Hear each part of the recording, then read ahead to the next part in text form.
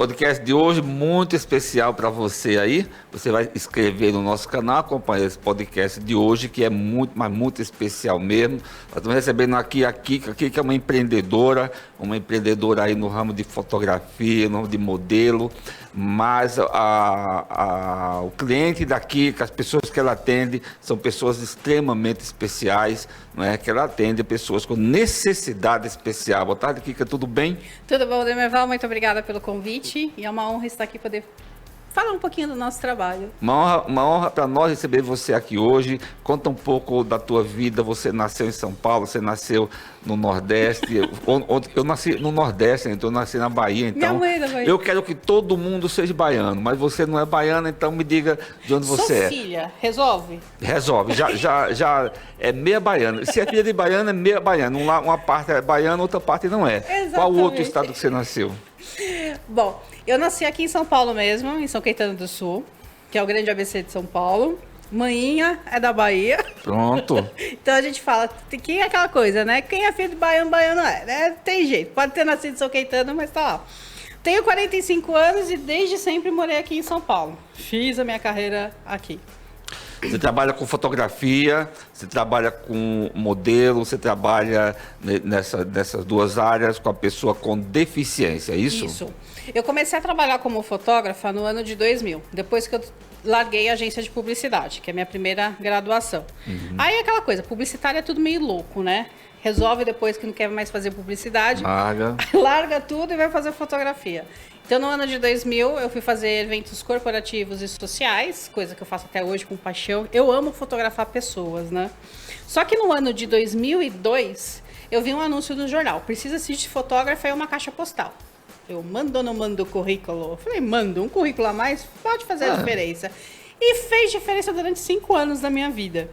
Porque eu fui trabalhar num centro de reabilitação para pessoas com algum tipo de deficiência física. E eu fiquei do ano de 2002 até 2007. Que tipo de pessoa com deficiência, que tipo de deficiência você atende? Hoje... Todas elas? Todas eu atendo agora como fotógrafa especializada em pessoas com deficiência. A minha agência ela é segmentada, então todos os meus profissionais, todos os meus modelos são profissionais com algum tipo de deficiência. Então eu tenho a física, eu tenho a visual, auditiva, mental, então a gente tem de todos um pouco. E graças a Deus hoje a gente tem 89 profissionais em território nacional. Então você não atende só em São Paulo, estão aí espalhado na federação, em toda a federação, isso. Tem alguém que você já atendeu? Exatamente. Então eu tenho profissionais em todo o território nacional, aí de acordo com os que os clientes pedem, a gente já tem o profissional em cada estado. Aí dependendo se é alguma coisa mais específica, aí os profissionais saem de São Paulo e vão atender esse cliente em cada estado. Às vezes a gente imagina que ser modelo é fácil, que é uma profissão muito fácil, mas não é. Não é tão simples assim, né? Um jogo de corpo, é a beleza que influi muito. Um deficiente cadeirante, um deficiente surdo e um deficiente cego, qual o mais difícil de trabalhar ou é igual para vocês? Então, a gente coloca isso, que ser modelo é uma profissão muito difícil até para quem não é deficiente. Porque a moda, a beleza, o padrão de beleza é muito ditador. Então, as pessoas falam que para ser bonito tem que ter determinada altura, cor, peso e etc, etc. E nós estamos na contramão de tudo isso. Nós trabalhamos com a diversidade. A gente trabalha com esse corpo plural. Então, quando a gente fala de incluir esses profissionais, a gente tem uma dificuldade muito grande com o surdo e com o deficiente visual. Por quê? Tanto a deficiência visual quanto a surdez é considerada deficiência invisível, porque não afeta o físico. Então você, você tá vendo um surdo, então você, se ele não tiver o aparelho, você não reconhece. Ou se você não estiver falando com ele por línguas de sinais, você não vai identificar. Então as pessoas acham que esses deficientes, eles têm que seguir o padrão que é dito pela sociedade. Você tem que ser magro, alto, ter determinada cor de cabelo, determinada cor de pele, olho e assim por diante. E a agência, desde 2007, a gente está na contramão disso tudo. A gente quer incluir o nosso profissional e a gente acha que beleza também tem que ser uma coisa democrática. Os profissionais têm que estar envolvidos. Então, as pessoas com deficiência física, principalmente o que usam aparelhos ortopédicos, ele tem uma aceitação melhor no mercado, porque você não precisa de legenda e não precisa ficar o tempo todo, olha, ele é deficiente. O visual já fala. Então, nesse caso, eu costumo dizer que as pessoas conseguem ver primeiro a deficiência para depois ver o profissional. E a gente não quer isso. A gente quer que primeiro a pessoa veja a pessoa, ou o profissional, a sua qualificação e depois a deficiência. Duas perguntas em uma, vamos dividir aqui. Vamos. Uma é a lei de cotas. Nós temos no Brasil uma lei de cotas que muitos acham que não funciona, muitos dizem que funciona. Eu não sei se funciona ou não. Eu sou em cima do muro. Mas você tá tem mais autoridade do que eu para dizer se funciona. A outra é o que você vê uma luz no fim do túnel para as empresas contratarem modelo com deficiência? Então, a lei de cotas, vamos lá. Eu sou uma pessoa que fico muito em cima do muro. Eu sou a favor e sou contra ao mesmo tempo. Sem a lei de cotas, as empresas não iam abrir oportunidade para esses profissionais. Só que as empresas que abrem oportunidade, os cargos às vezes não é compatível com a qualificação daquele profissional. Às vezes a pessoa aceita trabalhar por um cargo inferior para ela não ficar em casa, para ela poder ser útil, ela se sentir útil. Mas a gente gostaria que a lei de cota ela também fosse aplicada em todas as outras áreas. Que você não inferiorizasse a pessoa. A gente tem pessoa pós-graduada que às vezes está trabalhando como auxiliar de escritório e vice-versa. A pessoa não quer se sentir inútil, ela quer se sentir produtiva e as empresas, sem essa lei, ela não iria abrir a oportunidade. Agradeço sim a lei de cota por existir, só que a gente fala, todo e qualquer profissional, não importa seja com ou sem deficiência, se não tiver as qualificações necessárias, não vai conseguir ir além. E ser modelo também é isso. Você precisa estudar para ser modelo. Eu costumo brincar muito com as pessoas, que eu falo assim, a minha mãe fala que eu sou a filha dela caçula mais bonitinha. E eu falo que mãe é mentirosa, né? Então, assim, se você não estudar, não adianta sua mãe falar que você é modelo, não, você tem que ir atrás. Então, curso de modelo existe, interpretação corporal, você precisa ir atrás. E a lei de cotas, ela só abriu espaço para as empresas. E na passarela ainda, na coisa de beleza, ainda não está tão democrático quanto a gente gostaria. A gente já consegue ver profissionais em comerciais publicitários, alguns como protagonistas, outros como figurante, mas aquela coisa assim toda, a gente ainda não consegue ver um profissional 100% inserido. A gente vê aquelas participações especiais. Bem curtinha. Bem curtinha. Ou quando muito faz na artes cênicas, faz a participação ou faz do começo ao fim, mas depois não tem outra oportunidade, que a pessoa fala, eu já fiz a inclusão, já fiz a minha parte. Não. A gente quer que esse profissional ele esteja trabalhando todos os dias, como qualquer outro profissional. Então, a gente vê muito disso.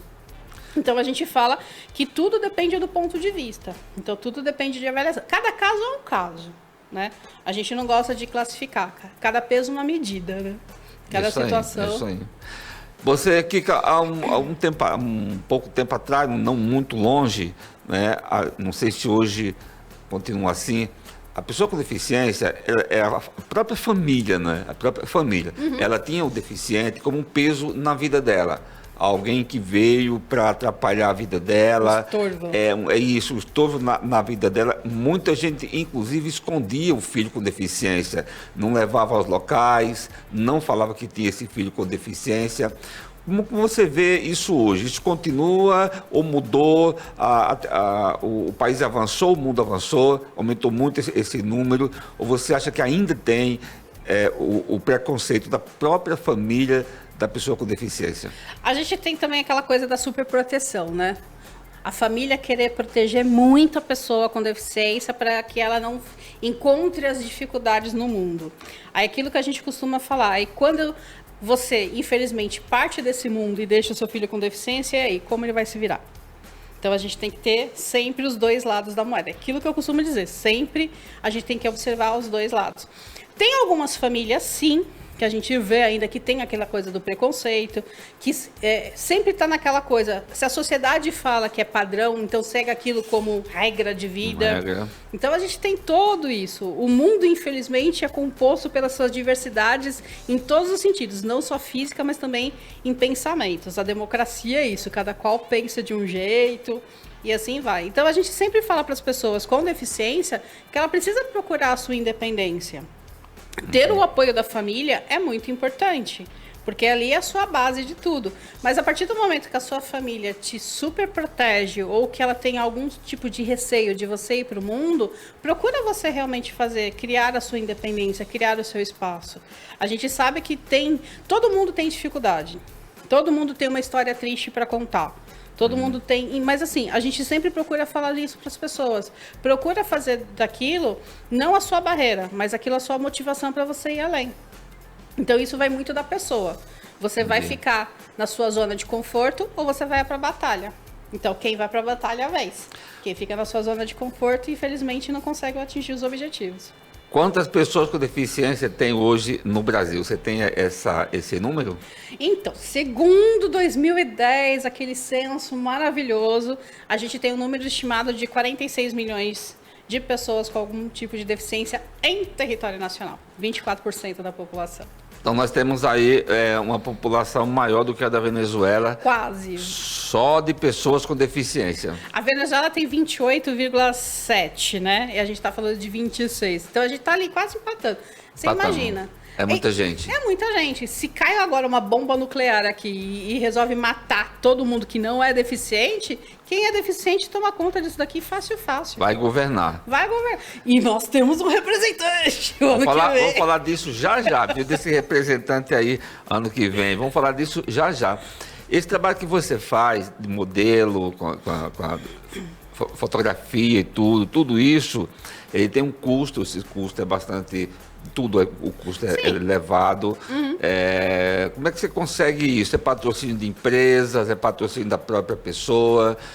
Como que você faz esse trabalho? Como que você desenvolve esse trabalho, Kika? Eu sou uma agência de modelo, convencional como qualquer outra, e vivo dos meus clientes contratarem os meus profissionais para estarem nas suas passarelas, para estarem na campanha publicitária, para estar... Então a gente depende realmente do setor privado de estar contratando os nossos modelos. Isso não tem nenhuma diferença. Vamos falar daqui a pouco do apoio governamental, né? Daqui a pouco a gente vai falar. Agora eu quero mandar um recado aí para você que está pensando chegar no fim do ano aí, fazer um tratamento de dente, aqueles dentes bonitos. Tem gente que coloca um branco lá no dente, rapaz, que fica uma coisa de doido. Branquinho o dente. Já viu aqueles caras de dente branquinho? Eu vejo aí as fotos, viu?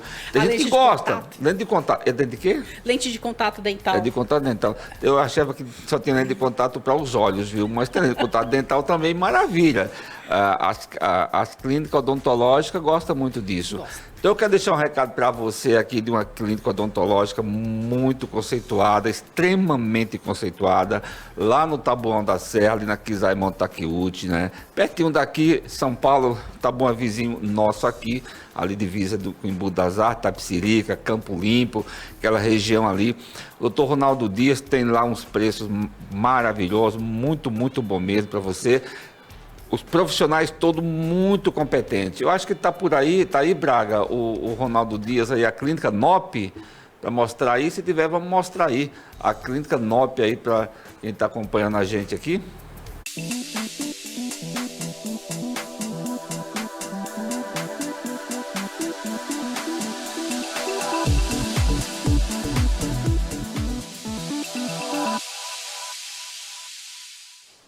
Só ligar lá na NOP Odonto, mas liga agora. Fala que você ouviu aqui o comercial da NOP Odonto e pede desconto. Mas pede desconto mesmo, chora mesmo. Ronaldo Dias vai fazer um bom desconto para você. Kika, pessoa com deficiência, moda, fotografia, todo o trabalho que eles fazem, magnífico. Tem muita gente aí com deficiência, com uma inteligência fora do comum, né? Você vê um apoio dos governos e um apoio do legislativo para essa população de 46 milhões, ou você vê um descaso do poder público para essa população? Infelizmente, a gente vê um grande descaso em muitas partes. A gente sabe que o direito da pessoa de ir e vir tem que ser respeitado, e a gente tem, assim, aqui pelo menos em São Paulo, a falta de acessibilidade, as barreiras arquitetônicas são incríveis. A pessoa com deficiência parece que tem que ser aquela coisa assim, só serve para uma determinada coisa. Os transportes coletivos não são 100% adaptados, as pessoas ainda esquecem de respeitar a pessoa com deficiente. Às vezes, quando a gente tem aquela coisa assim, atendimento prioritário, as pessoas acham que aquilo é uma vantagem, que a pessoa está querendo tirar vantagem e não é. Então, a gente tem realmente um pouco caso de tudo. Falta uma conscientização de todo mundo, falta políticas públicas para isso. A gente precisa conseguir enxergar a pessoa com deficiente como nosso igual. A gente tem que se colocar no lugar do outro. Então, a gente vê ainda muito descaso. Por exemplo, você tem um filho com deficiência auditiva. E a gente não tem em São Paulo, pelo menos eu não conheço em São Paulo, um semáforo sonoro. O visual, aquela coisa assim toda. E a gente fala, para o visual, precisa ter o semáforo sonoro. Olha, você pode atravessar, olha, pode ir. Então, o cego precisa disso. Então, falta realmente acessibilidade. Quando a gente vai, por exemplo, a gente fala de turismo, a pessoa quer se divertir. A pessoa com deficiência auditiva, se acontece algum problema, como que ele vai ser comunicado dentro do quarto? Falta realmente acessibilidade para eles nesse sentido. Então, a gente tem realmente, assim, falta muita coisa acontecer para todo mundo e todo momento. Então, as pessoas com deficiência, às vezes a gente fala, são 24% da população. E às vezes o governo fala, é apenas 24%. É a minoria. É a minoria. Eu não sei onde essa minoria é. É a minoria gigante, hein? Exatamente. Então a gente acha que realmente falta sempre. As pessoas às vezes falam de acessibilidade, pensa só numa rampa, pensa só na rampa para pessoa com deficiência física, mas esquece do visual, esquece do auditivo, esquece de tudo mais. Então as pessoas têm ainda uma certa limitação. E o governo deixa a desejar nisso tudo. O governo fala muito na inclusão, né? Ele fala muito na inclusão. A inclusão é muito bom. Mas se tem um deficiente auditivo em uma escola que tem lá 40 alunos em uma sala de aula, né? Cinco surdos, ou 5 com deficiência, o restante ouvinte, e ele não tem uma intérprete. Então, como é que fica? Como é que esse aluno vai aprender? Então, você tá fazendo de conta que está ensinando, o governo está fazendo de conta que está atendendo a inclusão, e a família deste aluno está fazendo de conta que o seu filho está aprendendo em uma escola sem uma intérprete, que aí fica difícil, é impossível o surdo aprender alguma coisa nessa situação. Mas, infelizmente, os governos acham que está atendendo e a gente aceita aquilo que eles acham. Tivemos aqui, que esse ano, nós temos, desde 2018, tivemos um presidente da República nesse país, foi eleito com a voto da maioria, a maioria escolheu. Democracia. Respeita-se o voto da maioria. Agora, acho que não estão respeitando muito não aí, parece que a maioria não está valendo muita coisa esse ano. Mas tivemos aí também um presidente eleito, agora em 2022, com o voto também da maioria, que aí a minoria parece que não está respeitando muito essa questão da maioria. A maioria não está valendo muita coisa esse ano, não. Mas assim mesmo, o tempo muda e as coisas mudam. Você vê uma perspectiva de país melhor, não só para a pessoa com deficiência, mas para toda a sociedade brasileira. Você que lida com pessoas com essa sensibilidade diferenciada, você vê aí um horizonte melhor, ou você não tem muita ideia disso aí? Não, eu tenho uma esperança grande em cima do novo governo, mesmo porque a gente vai ter de novo uma pessoa com deficiência. Falta um dedo, tem razão. Independente do grau de deficiência, seja pequena, seja grande, ele é uma pessoa com deficiência.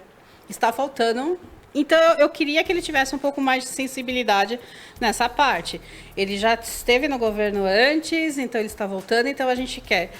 O governo anterior, a gente está nessa transição toda, deixou a desejar e tira secretaria e bota secretário e acaba com determinadas coisas.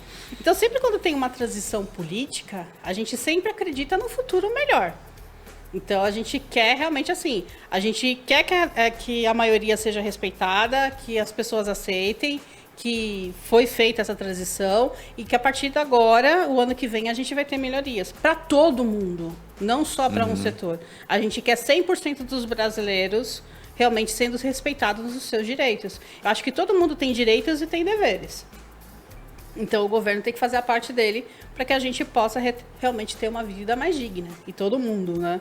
Então, a gente está com grande esperança, sim. A gente sempre costuma brincar. A gente tem um representante lá com deficiência. Então, será que ele vai ver os seus semelhantes? E a gente não tá... Ele tem uma deficiência física, pequena, mas tem. Mas será que ele vai ver todas as deficiências? Então, a gente não pode medir a dor do outro.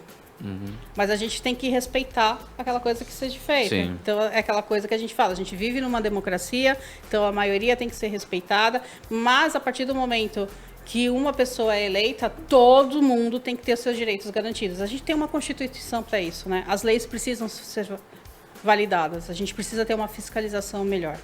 Isso é Tá fato. certo. Estamos conversando com a Kika, tá certo? A Kika tem um trabalho magnífico aí nessa área aí da moda com pessoas com deficiência, mas tem uma questão que eu tenho muita vontade de tocar nesse assunto. E já que estamos falando de governo, né? Estamos falando aí do poder executivo, poder legislativo, no atual governo, no que vai sair, no que vai entrar, no que vai assumir agora em janeiro, se Deus quiser vai assumir em janeiro, né? E tomara a Deus que realmente muda um pouco essa situação que está nesse país. Mas tem uma questão, Kika, que sempre me chamou a atenção, e lá nas reuniões onde eu faço, a gente vem debatendo isso há muito tempo, né?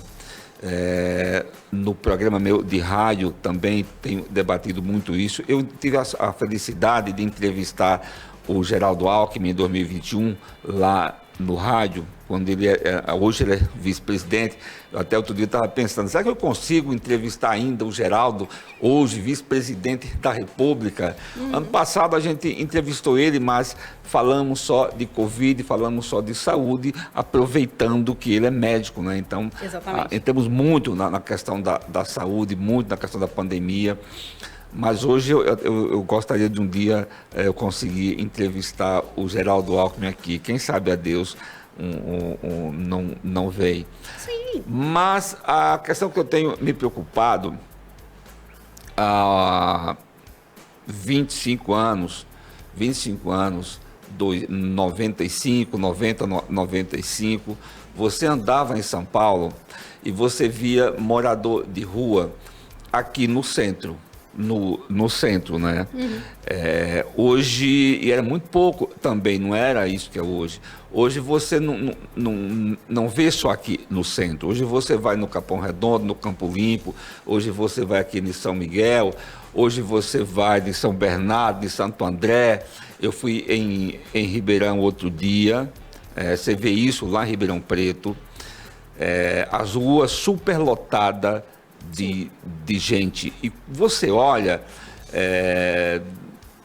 jovens, uma molecada aí nessa faixa de 18 anos, 15 anos, 14 anos, 20 anos, uma juventude muito grande na rua, né? E quando você pergunta ao poder público, eles sequer sabem a quantidade que tem. Eles chutam, falam em 25 mil, fala em 26 mil, fala em um censo que foi feito em 2018, mas eu até tenho dito lá no programa de rádio meu, não interessa à população o número que tem, se é 26 mil, se é 25 mil ou se é 40 mil. O que a população precisa entender e o poder precisa falar é como vai resolver esse problema. Exato. Como vai resolver o problema do morador de rua, que não é só um privilégio também de São Paulo. Eu fui em Belém, 4 anos atrás, do mesmo jeito de São Paulo, as ruas super lotadas de gente. Você que tem uma atuação nesta área de pessoas com sensibilidade, com deficiência e tudo, como é que você vê a questão hoje do morador de rua em São Paulo e nesse país inteiro, e qual a solução que você vê para resolver esse problema? A gente precisa que nossos governantes, primeiro, não sejam estrelas.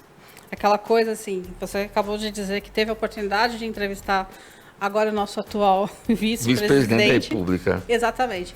E eles estão ali para nos representar. Eles estão ali realmente para dar satisfações do que está entrando de dinheiro, do que está saindo, de ser uma forma mais transparente. As pessoas com deficiência, a gente costuma dizer que vive numa invisibilidade social, assim como realmente a pessoa em situação de rua. A gente ignora, se não é comigo, para que eu vou olhar para o lado? Eu finjo que não é comigo e está tudo certo. Então, eu acho que as pessoas precisam ter um pouco mais de consideração com o seu próximo. A gente está falando de seres humanos. A gente é movido disso também.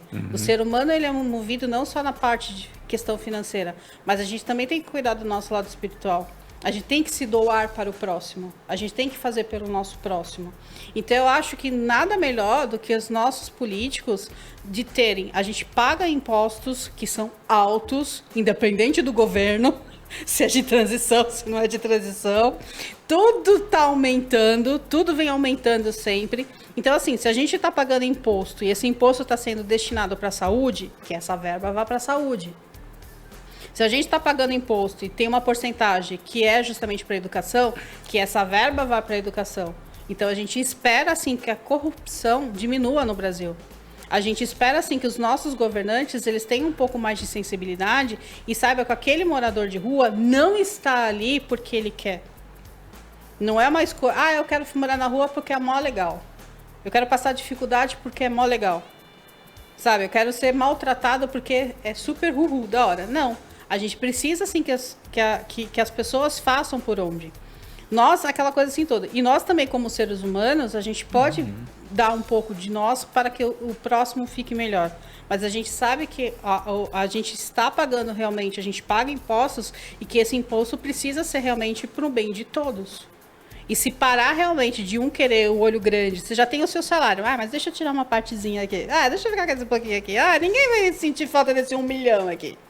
Então, se a gente parar e se os nossos governantes realmente verem que eles podem ter uma vida realmente com qualidade de vida e pode proporcionar para a população também qualidade de vida. Acho que todo mundo precisa disso. A gente precisa viver numa equidade, onde todo mundo tem os seus direitos e deveres garantidos. Eu vou dar minha opinião, mas você pode ficar contrária depois, tá? Não. Pode ficar à vontade. Cada qual pensa. Eu acho estranho, muito estranho, que esse país encara o morador de rua como uma questão de segurança pública. Morador de rua não é uma questão de segurança pública. Para mim, a questão aí é de saúde pública. Enquanto não mudar a lei, mudar essas leis aí que são de 1900 e bolinha, e tratar o morador de rua como uma questão de saúde pública e não de segurança pública, a tendência é cada vez mais aumentar. Então, quem está acompanhando a gente, vai ouvir a gente aí, daqui a 10 anos vai lembrar do que eu falei aqui. A tendência é cada vez mais aumentar. Daqui a pouco não tem mais espaço nas ruas de São Paulo e de lugar nenhum do Brasil. Né? Porque se trata o morador de rua como a questão de segurança pública. É uma falta de inteligência enorme, quem acha isso, né? E aí é o Congresso Nacional que faz as leis, o governo cumpre aquela lei que o Congresso Nacional fez. Então, os deputados nossos, eu acho que eles estão lá muito preocupados com coisas que não deveriam estar, né?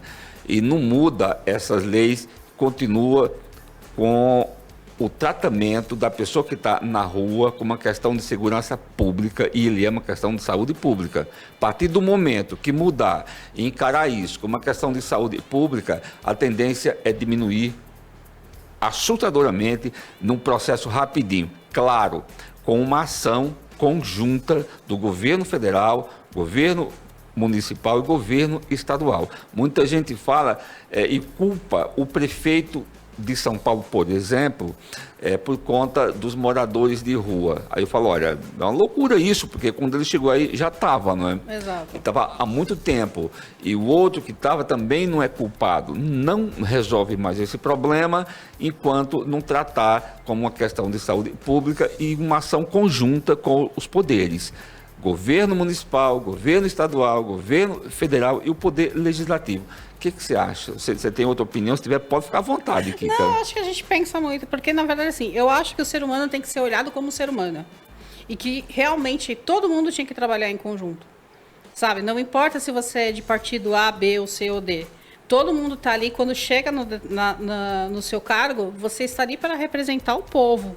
Então você tem que trabalhar para o bem-estar do povo. Então você não pode, mas se o presidente é de tal partido, eu sou de outro partido, não vou trabalhar, vou dificultar a vida. Não, a gente tem que pensar sempre no próximo. E eu acho que o seu pensamento ele vai muito com o meu mesmo. Porque as pessoas elas têm que enxergar aquela pessoa em situação de rua como seu irmão, como seu próximo, e não como um estorvo, e não como uma pessoa que está ali por vontade própria, porque é um vagabundo, escolheu, não quero trabalhar, quero viver na rua, porque eu estou achando isso a oitava maravilha do mundo. Muito pelo contrário. Tem pessoas que estão ali na rua porque não teve nenhuma condições. Depois a gente teve realmente uma pandemia que deixou todo mundo de cabeça para baixo. Muitas empresas fecharam, muitas famílias foram para a rua porque realmente não tinham outra oportunidade. Então as pessoas estão ali e elas estão querendo melhorar, elas querem ter os seus direitos garantidos. Mas como a gente vai fazer isso se os nossos governantes estão vendo outras coisas, estão brigando por outras coisas, e um menino mimado que não aceita que ele é o dono da bola, ele é a minoria, ele perdeu. Então é isso que a gente fala. A gente precisa que as pessoas olhem como um todo. E não cada qual fique olhando só para o seu umbigo. Sabe, eu acho que quando você está numa democracia, você está numa nação, você tem que pensar nisso tudo. Entendeu? Então, é aquilo que a gente fala. Se o Brasil continuar do jeito que está, se as pessoas não olharem para o nosso próximo, vão passar mais 4 anos e nada vai mudar. E as coisas, a tendência é se cada um realmente ficar só olhando para o seu umbigo e ficar essa guerra política, a gente realmente só vai ter a perder. A gente precisa que as pessoas trabalhem em união. Então, por isso também que a população teve a sua consciência de ir para as urnas votar e agora também cabe nesses próximos anos fiscalizar e cobrar. Olha, você falou que ia fazer isso, eu preciso que isso seja feito e não ficar na sua zona de conforto. Política é uma coisa que eu acho que deveria ser discutida desde a escola. As pessoas precisam aprender. Sim. Política é o que rege o mundo, não só o Brasil, mas é o que rege tudo. É o que determina a lei. Se está ali que é lei, precisa ser cumprida. E se a lei estar falha, ela precisa ser revista. Ela precisa realmente de modificações. Então, é aquela coisa que eu falo, vamos todo mundo ter aquela coisa, consciência de que a gente precisa ser humanos melhores. Acerta então, com certeza, cada um fazendo a sua, mas ajudando o outro Sim. também a fazer a sua parte e juntando, todo mundo junto, temos um país muito melhor do que esse que está aqui. Exato. Tem alguns assuntos importantes que as pessoas não debatem muito, um deles é esse, a questão de morador de rua, né? Mas tem um outro assunto, como você é uma empreendedora, vamos Sim. falar sobre empreendedorismo. Eu estava conversando outro dia com um parlamentar e ele me disse que, não vou falar quem, é claro, ele me disse que o Brasil hoje é um país que tem um empreendedorismo muito grande, né? Sim. E eu perguntei onde está, em que área está, não é? Mas eu fiquei assustado quando ele acha que o vendedor do metrô, do shopping metrô, do shopping trem, do Shopping ônibus vagão. trem, que esse cara é um empreendedor, ele está fazendo empreendedorismo. Aí eu lembrei que em 85, 80, 85, uma crítica que o Brasil fazia era do camelódromo do Alfredo Stroess, né, no Paraguai, né? O paraguaio tinha camelô para todo canto, né? Todo mundo sabe disso, posto daqui para comprar lá, né? Então, o camelódromo do Alfredo Stroessner, e criticava dizendo que o camelódromo era um sinal de pobreza do país, era humilhação às pessoas. Aí eu perguntei, falei, mas vem cá, o shopping metrô não é um camelô? Ele agora não é mais um camelô, ele é um empreendedor individual. Então, o cara lá do Paraguai, na gestão do Stroessner, não era um camelô, era um empreendedor.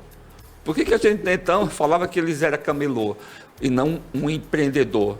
Você acha que a tecnologia mudou o nome de camelô para empreendedor individual, ou o cara que vende no metrô é realmente um empreendedor? Todo mundo que sai da sua zona de conforto, todo mundo que corre atrás do que é seu, todo mundo que corre atrás de um objetivo, que corre atrás do sustento da sua família, eu não vejo essa pessoa de forma inferior. Eu não vejo ela realmente. Às vezes a pessoa está ali dentro do metrô vendendo o seu produto porque ele não consegue pagar um imposto. Porque esse imposto, às vezes, é muito injusto, às vezes. É extremamente injusto. Exatamente. Mas, assim, aquela coisa assim também. Agora, aquela pessoa que paga o seu imposto corretamente, que a gente sabe que aqui no Brasil, o que a gente mais paga é imposto. Se os impostos fossem um pouco mais acessíveis, tivesse uma acessibilidade, a gente conseguiria ter espaço para todo mundo, sabe? E todo mundo está tentando sobreviver. Então, é aquela coisa que eu falo. A pessoa está ali dentro vendendo o seu produto para realmente não partir para o lado, entre aspas, como eles falam, que é o lado mais fácil. Que é o partir para realmente, eu vou furtar. Vou roubar, pequenos furtos. Para mim não existe pequeno ou grande furto. Quem rouba um fósforo rouba uma caixa. É um furto. É um furto.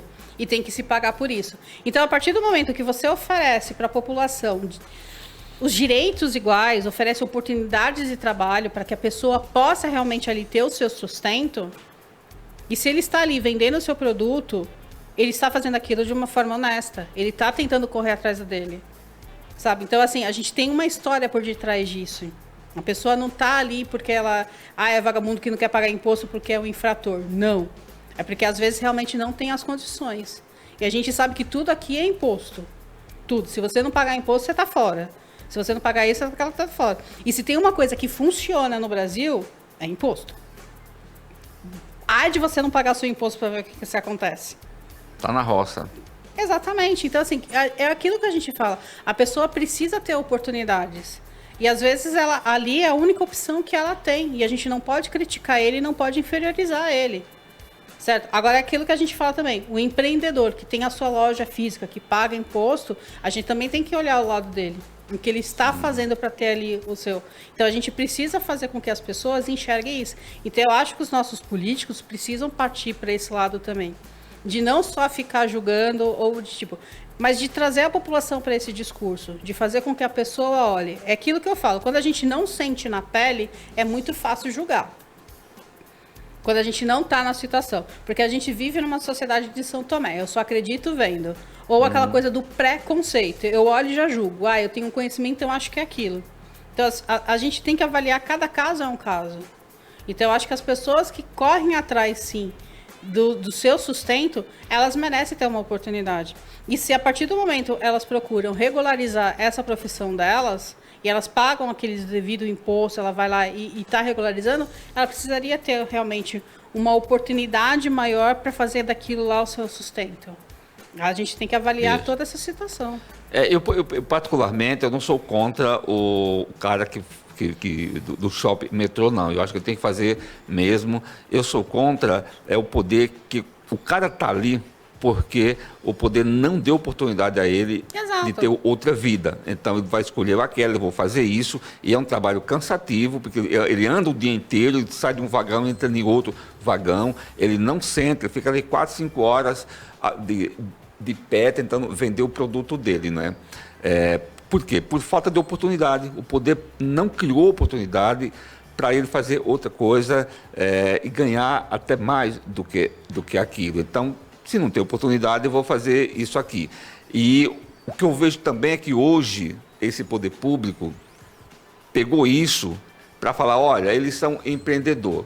Para quê? Para tirar o peso das costas do poder público. Eles estão ganhando bem lá, estão vendendo no metrô, está ótimo, não estão passando fome, então está uma maravilha. Eles estão entendendo que foi eles que deram essa condição. Não, o cara está lá porque eles tiraram a condição do cara. Exatamente. De ter uma vida melhor, de fazer uma faculdade, por exemplo, de ter um emprego melhor. Eles pegaram essa responsabilidade, tiraram deles e deixaram o cara... A Deus dará. Eldorado, tá bom. Mas o Brasil tem coisa muito, muito interessante, uma delas, você falou agora há pouco dos impostos. O Brasil é um dos países do mundo que cobra impostos sobre circulação de mercadoria. Sim. É um dos únicos países no mundo que cobra impostos sobre circulação de mercadoria, que para mim é uma desinteligência enorme, enorme, enorme. Aí o que acontece? Aí você tem um quilo de carne a R$80, a R$50, a R$90, e a gente quer que o povo come carne. Eu não sei como é que vai comer a carne a R$80. Vai ter que Faça dar um jeito. como eu, vira vegana. Vira vegana, que aí. Mas aí também daqui a pouco o produto vegano vai aumentar, viu? Sim. Vamos então novamente mandar um recado aqui para quem está nos acompanhando, vai nos acompanhar aqui, olha, que quer fazer um tratamento de dente maravilhoso, em uma clínica fantástica, muito bem atendidos, os profissionais de primeira linha, e se você fala que é ouvinte aqui, viu? Você fala que viu o comercial aqui e pede desconto, um bom desconto, mesmo um bom parcelamento. Eu nem sei se alguém tem cheque ainda mais nesse país, viu? Acho que não tem cheque não, né? Manda fazer a caderneta lá, se não tem cartão de crédito, manda fazer o boleto. Braga, tá aí o propaganda aí da Nop Odonto, se tiver, vamos soltar ela aí.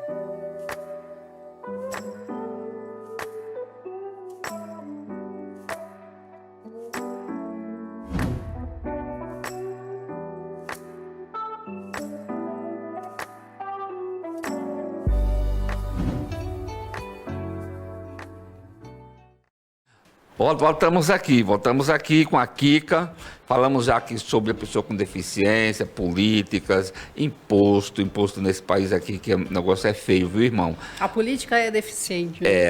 A política é extremamente deficitária. Mas vamos falar de um assunto, aproveitando que você está aqui, estamos quase chegando no final, vamos falar de um assunto que está em pauta, importantíssimo também. Nós temos uma coisa chamada, que é até difícil a gente entender esse negócio, feminicídio. Vamos lá. O que é feminicídio? Vamos lá. A gente tem uma sociedade que implica muito com a mulher desde 1900, só Deus sabe, desde a descoberta do Brasil, que a mulher, Amélia, foi feita para ficar em casa e assim por diante. Então a gente tem um problema muito sério. A gente tem um machismo ainda muito grande, onde as mulheres realmente elas não têm os seus direitos respeitados, sabe? A mulher, a gente tem uma sociedade, a gente tem uma parcela de pessoas que são estritamente ciumentas e olham a mulher como um objeto. Sabe, a mulher é minha propriedade, ela tem que fazer o que eu quero. E não enxerga a mulher realmente como ela tem que ser um ser humano, que tem seus sentimentos e tem as suas vontades.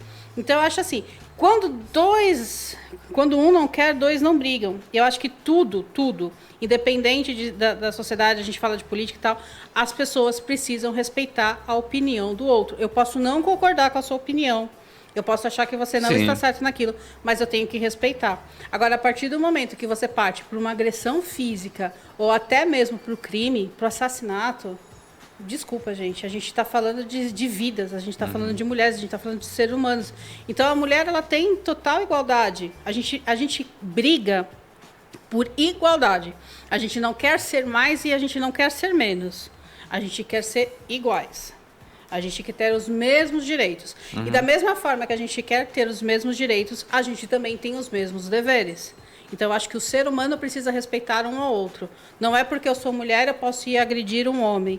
E o homem, por aquela coisa que a gente fala, ser um pouco mais forte que a mulher, partir realmente para uma violência física ou até mesmo para o assassinato. A gente acha isso, infelizmente, a gente vive no... O mundo está de cabeça para baixo em todos os sentidos, né? Seja na política, seja... Então, a gente precisa realmente que as políticas públicas também olhem para a gente de uma forma mais igualitária. Você acha que ainda há essa coisa do machismo, ou isso não existe, isso é coisa do passado, e se há o porquê de que há essa coisa do machismo ainda? Sim, a gente tem uma parcela que é estritamente machista. E a gente vê números aí, a gente vê mulheres todos os dias sendo violentadas de forma física, verbal e sexual.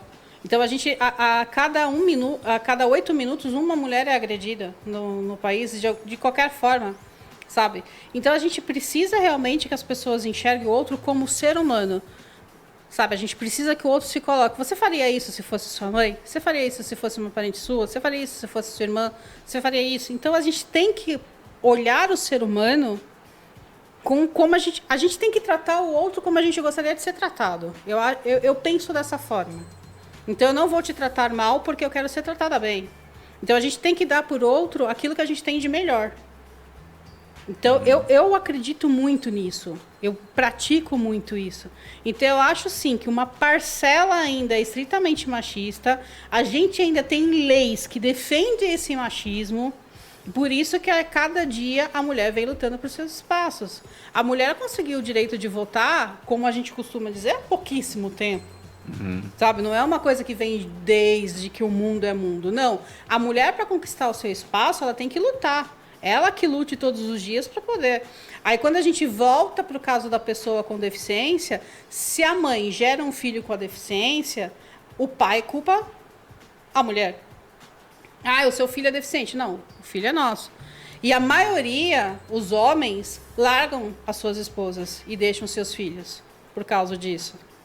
Então, e quando a pessoa já é adulta e se torna deficiente, o homem também larga a esposa por uma condição física.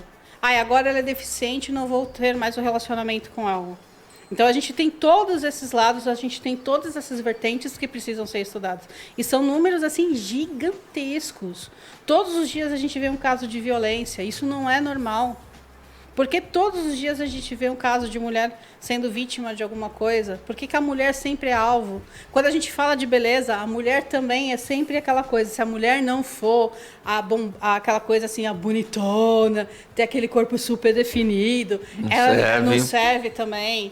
Então, os padrões de beleza são rígidos, a sociedade é rígida. Então, a gente vive num mundo onde a mulher todos os dias tem que mostrar o seu valor. Ai dela se não tiver. Eu costumo brincar. Eu tenho 45 anos e não tenho vergonha de dizer isso. Desde que eu me conheço por gente, eu tenho meu cabelo grisalho. E às vezes a pessoa fala assim, quem tem cabelo branco, se a mulher é velha. Mas homem, é bonitão. Tá na moda.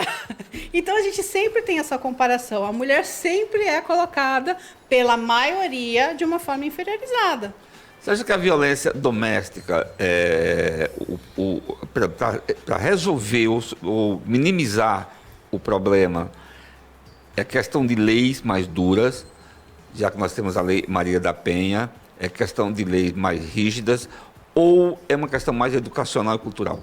Eu acho que é mais uma questão cultural. É mais uma questão assim. A gente não pode exigir do nosso governo, você não vai ser assassino, hein? Que não sei o que lá. A gente tem uma lei. Não mata ninguém. Exatamente. Funciona. A gente sabe que a gente tem uma lei, a gente sabe que se você ir para o lado errado, você vai ser condenado por alguma coisa. A gente sabe que isso é errado. Sabe? A gente tem todas umas leis. Então, eu acho que isso realmente é cultural. A gente vê isso desde berço. A criança, ela repete os atos de adultos. Elas vão criando aqueles hábitos. Então, por isso que a gente fala, o acolhimento familiar é muito importante em todos os sentidos. É desde o berço que você vai criar um ser humano melhor. Às vezes a pessoa fica revoltada por alguma coisa e vai descontar aí no outro. Então, isso é muito mais cultural do que realmente. A gente não pode culpar também 100% a política. Precisa ter leis mais rígidas? Precisa. A gente tem uma Lei Maria da Penha, você não pode chegar a 100 metros da pessoa, você não pode chegar a 300 metros da pessoa, mas a 300 metros eu consigo atingir uma arma. Se acerta, ele mata. Exatamente. Então, assim, a gente precisa ter que isso, eu acho que a gente precisa realmente que as pessoas tenham essa consciência, a gente precisa valorizar o ser humano como o outro, a gente precisa tratar o outro como a gente gostaria de ser tratado. Eu acho que isso é o principal ponto. E existe uma lei e essas leis precisam ser cumpridas. A partir do momento que o homem demonstrou que ele é violento, por que ele tem que ficar solto? Porque a lei determina que você não pode chegar a 300 metros. Mas não fala, você não pode chegar a 300 metros e não pode empunhar uma arma. Você não pode atingir não pode jogar uma pedra. Então, aquela coisa assim, a 300 metros eu consigo fazer muita coisa.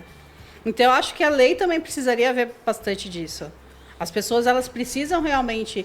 Mas a partir do momento que eu acho que o ser humano começa a se respeitar como um ou outro, que a gente fala, a culpa é da política, porque não sei das coisas. Não.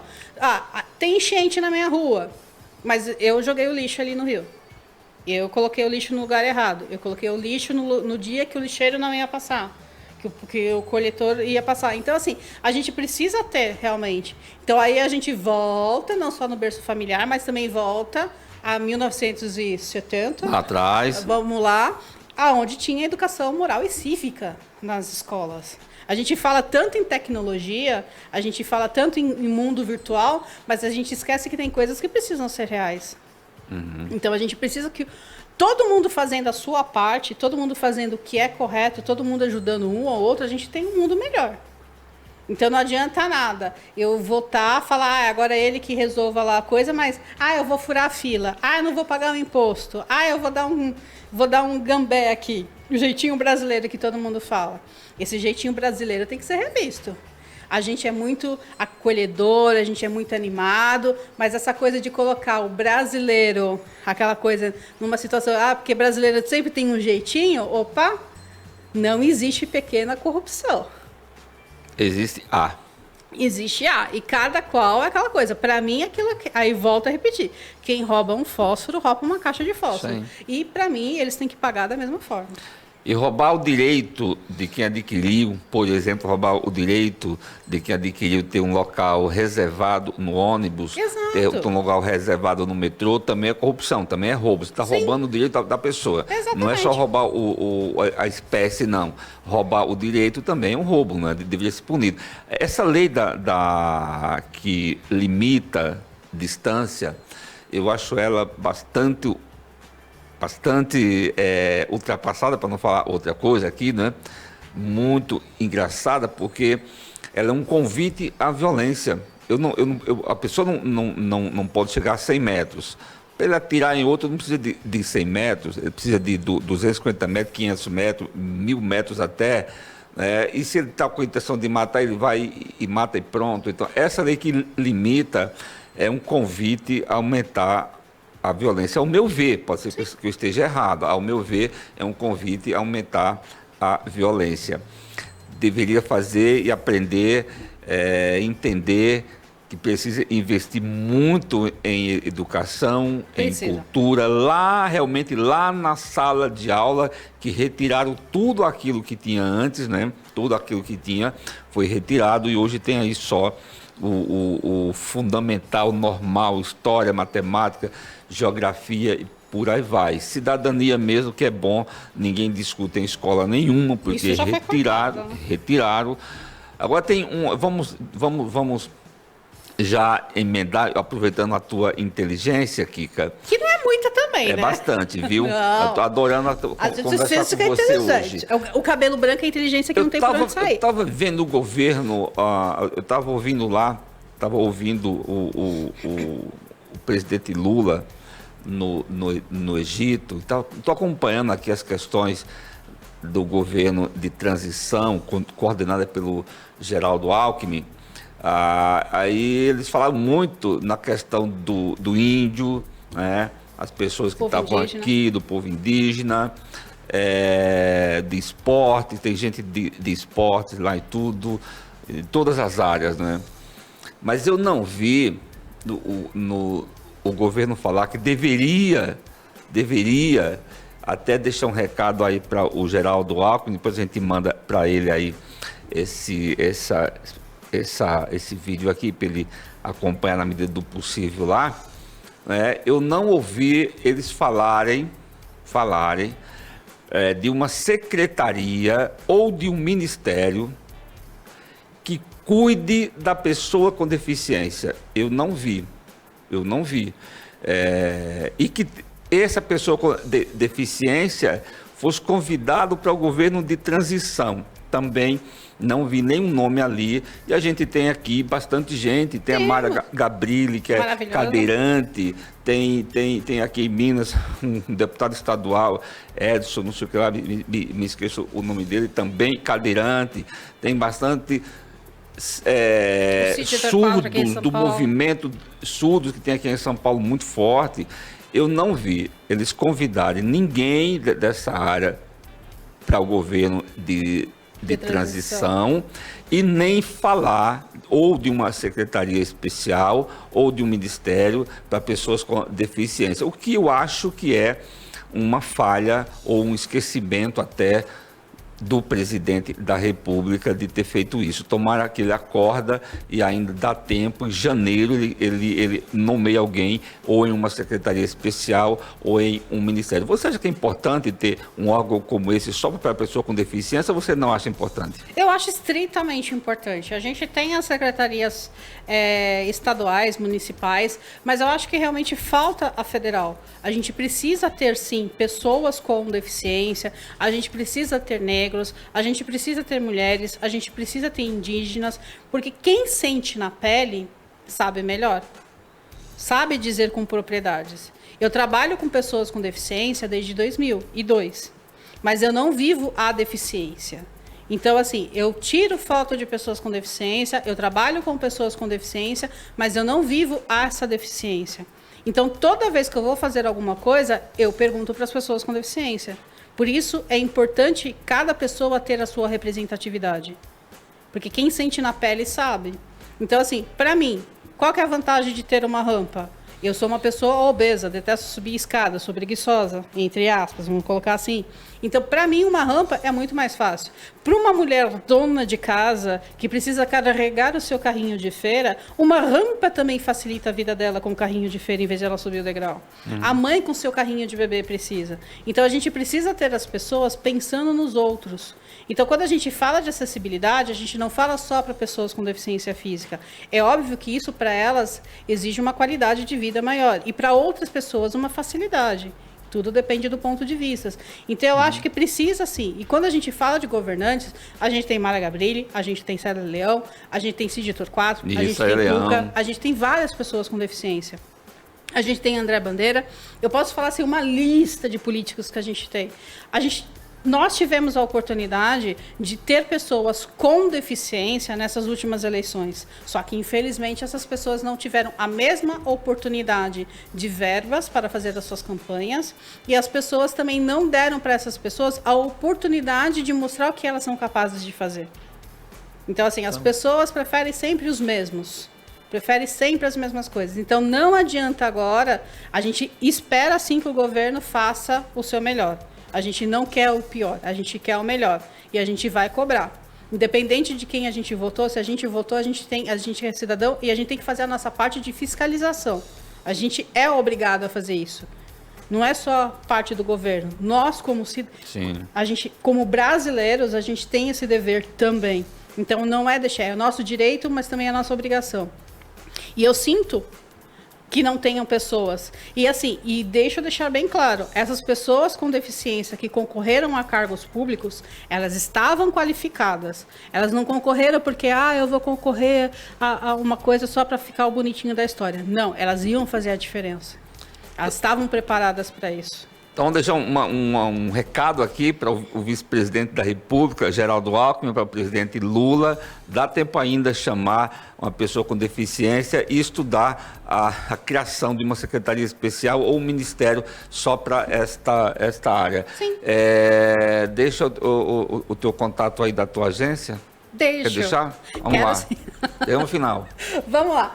Quem quiser aproveitar também, a gente tem um programa chamado Viver Eficiente, que ele visa dar voz e visibilidade para pessoas. Então, se você quiser, pode entrar no nosso Instagram, @vivereficiente. Lá pelo direct vai ter todas as informações, telefone. Então, entrando no Instagram, @vivereficiente, é o nosso melhor canal para essa comunicação. Maravilha, com certeza o vice-presidente Geraldo Alckmin está aqui acompanhando a Demais TV e já viu o nosso recado lá. Foi um prazer ter você aqui hoje, uma honra, e foi uma honra para mim, uma felicidade imensa estar aqui hoje nos estúdios da Demais TV. Inscreva lá no meu canal, que Deus nos proteja e sorte para o novo governo.